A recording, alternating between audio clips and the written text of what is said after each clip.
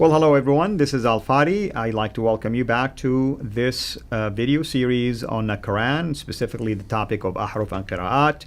Last time, or at least last couple of episodes, we talked about the preservation of the Quran. First, the Quranic own claim about its preservation, and last time we talked about what do modern Muslim scholars say about the preservation of the Quran, or how they claim this preservation have taken place.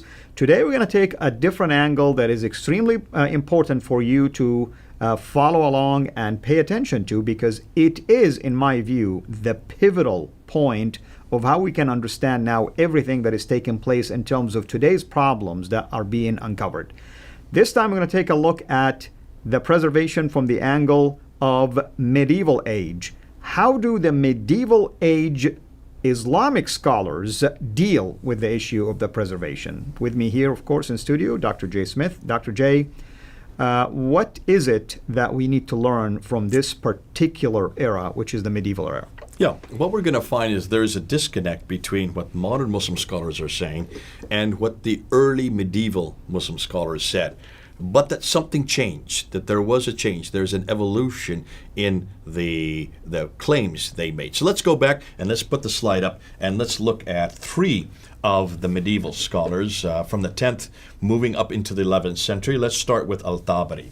And Al-Tabari, who died in 923, we know he is the one that's responsible for writing down the first of the tafsir and also the tahqiq, the commentaries, and also the histories. And he collected 30 variant readings. So it was very clear that he knew that these were variant readings. He knew that he didn't make any bones about it. It's fascinating. He never claimed that any of these variant readings were divine, that they had any divine origins. He was very clear they were written by men. Nothing like what we're hearing Yasar Qadi and Shabir Ali and all the others saying. Which you and I would have said the same thing. That's right.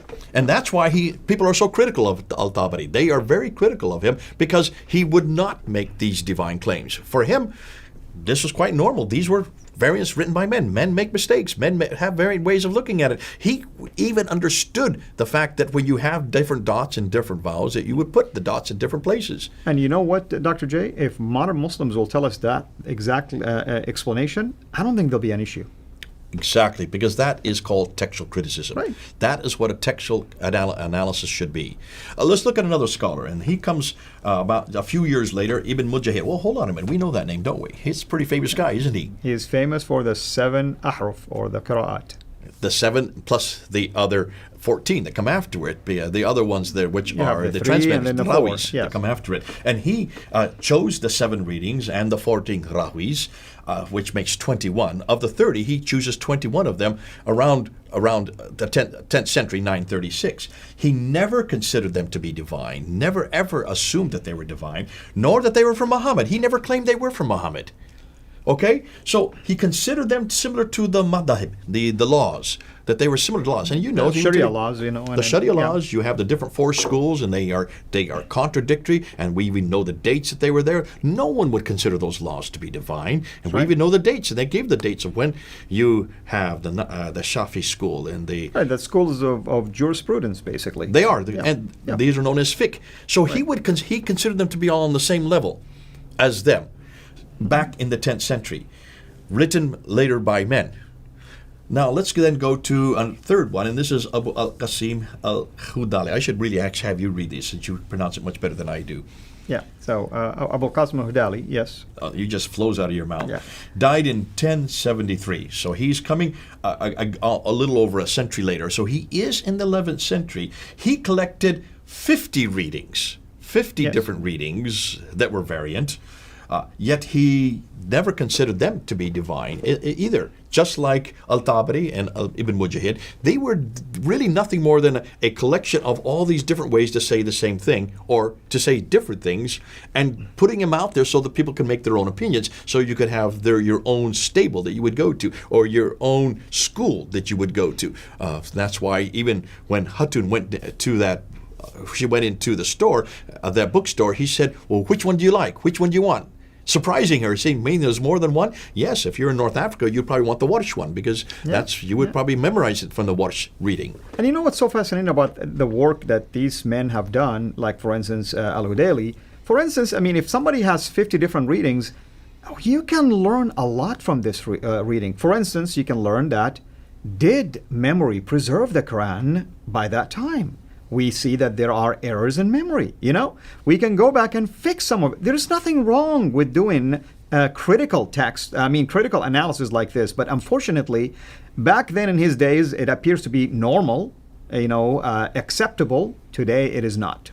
And this is fascinating what you're bringing up, because what you're telling me, and this is something that I got excited by when I heard this is what a textual criticist should do. Any textual criticism should be asking these kind of questions. Why is it you have either 50 readings or 77 readings plus another 21 or 20 readings? All of them had different readings, and you're going to see that for them, they consider this standard. This is great because it's normal, because you want to see the differences between the readings as to whether or not he got it correct or this is a better way to understand that text. That's called good textual criticism. Right. They were using textual criticism in the 10th century. So what went wrong? Right. Let's look at the next slide. What went wrong was the next century. It was the next century, in the 11th century. It began with, the belief was that this all began with Uthman in 652, and he started destroying the variant dialects. So it was that idea that if anything disagree, you must destroy it. So they would go back to what Uthman did, looking destroying at Al-Bukhari. The competitive and copies. remember, Al-Bukhari was writing in 870, so we're now talking in the 11th century, or in 1000. We're talking roughly 150 to 200 years later. They remembered what Uthman wanted to do. He wanted to eradicate anything that disagreed and to bring it back to one text. Right. One text. And so that in order to do that, you have finally Mujahid who comes and brings it back to 7 readings, but those 7 readings therefore have to be all given authority. And if the best way to give them authority is to give them divine authority. So therefore you start reading into and you start looking about these references in Al-Bukhari, which talks about Jibril, and Jibril being asked by Muhammad to have other dialects so these other people living there in the Hijaz could understand what he was reciting. So Jibril concurs and gives him 6 other dialects. Jibril, yeah. Jibril is Gabriel, as we know him as That's Gabriel, right, the yeah. angel. Now, what's fascinating is that Mujahid in 936 changed Hamza, which was bid'ah. Explain what bid'ah means. Bid'ah is as if you say something is heretical. Okay, problematic. It's not really sound, or it's not canonical per se. And yet Hamza was always seen as being bid'ah. Mujahid comes and says, no, he's canonical. So you've got to do something here. Well, what do? You just eradicate and destroy and just sublimate this idea that he's bid'ah. And since Mujahid is the one that chose the 7, you then put him along with the canonical text, make them all canonical. That's right. Yeah. And that happened in the 11th century. So the 7 then were then chosen as the canonical text. No questions asked. You don't bring up about Hamza anymore. That's that red line. You don't go beyond. You add 3 more. And then, but that's not till the 15th century, till 1429. Now look at the dates. We're going to get into this later on when we look at the timeline. We have a chart for that. Because right now we're just making dates and we're splitting them off. It's going over people's head. Right. So you have the 7 that is now moved to the 10, became canonical, so that every single variant reading in the 7 to 10 readings revealed by God to Muhammad. Shadi Nasr said this.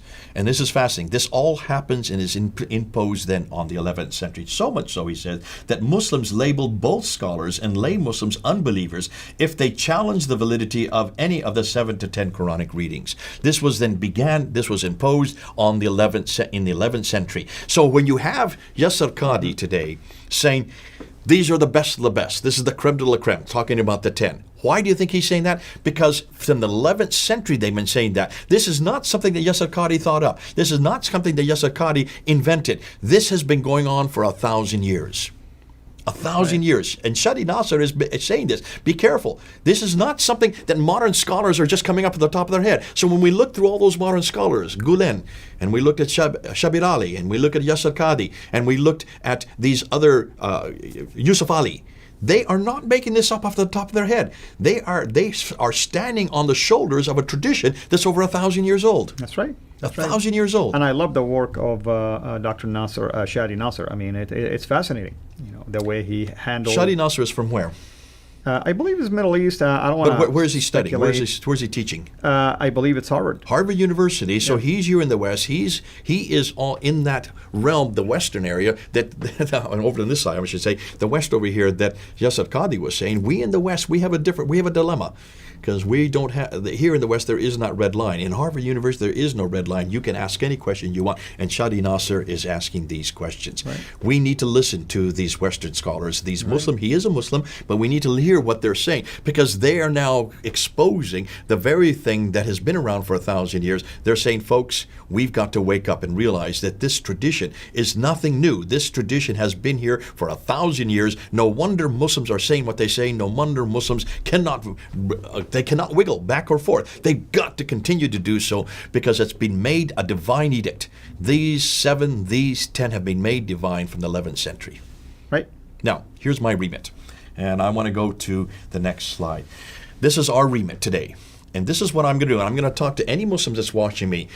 If this is the case, if you're saying that these books, these Qira'at, this Quran that you're talking about, these 7 readings exist from the time of Muhammad, that they were then canonized at the time of Uthman in 652, then I want to ask any Muslim that's watching me right now, any Muslim, please don't waste my time with the traditions. Don't waste my time with Al-Bukhari. I want you to tell me, show me one Quran, one manuscript. Give me one manuscript. Show me where this canonical text is that Uthman created in 652. Give me one. And I want a complete Quran from the 7th century, from 652. When I say complete, I don't mean a little scrap here, a little fragment here, 22 verses here, 33 verses here. I want 114 surahs. I want the entire Quran. I want this book here exactly like you see right here. Now remember, I'm not looking at the English translation. I'm looking at the Arabic.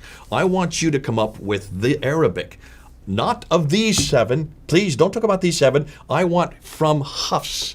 I want you to show me a manuscript, and this is what we're going to keep reminding you of, from the 7th century, not the 8th and the 9th. These are from the 8th and 9th. I don't want any of these. I want you to show me one script, one manuscript that equates this. And I'm talking about the skeletal script. I'm not talking about the dots. I'm not talking about the vowels. I'm not talking about the diacritical marks. I'm talking about the skeletal consonantal text. Show me one complete Quran from 652, 114 surahs, that is exactly like I see here in the Hafs text, which was chosen in 1924. Unchanged. That's my claim. That's my challenge. Because until you can do that, please stop wasting my time with these 7 and stop wasting my time with Al-Bukhari, Sahih Muslim, Ibn Dawud, and Al-Tabari, and Ibn Mujahid, and Al-Jazari. I don't want anything from the 9th, 10th, 11th, 12th, 13th, up until the 15th century. I want from the 7th century. Because that's the claim you're making. That's the claim Yasir Qadhi is making. That's the claim Dr. Shabat Ali is making. That's the claim every one of you Muslims have made, that you could trace a textual history of this book all the way back to Uthman. If that is so, don't waste my time. Prove it. Give me a manuscript. Show me where it is, and we'll go from there. Amen to that. And these are very important points that Dr. J is bringing up here. And we want you to wrestle with this in a good way, obviously. And hopefully the preceding episodes here will help you continue to follow along the arguments that we are unpacking for you. Thank you, Dr. J. Thank you to our viewers. Until we meet again, have a blessed day. Thank you for watching this video. Be sure to like and subscribe to our channel, Qira'at International. Also, click on the bell so that you can receive notifications whenever we publish a new video or we go live. And I would like to appeal to you to consider becoming a Patreon patron by clicking on the link right below, and that way you can give towards the production of these videos. There are also other options for you on how you can give to our channel. So thank you from the bottom of my heart.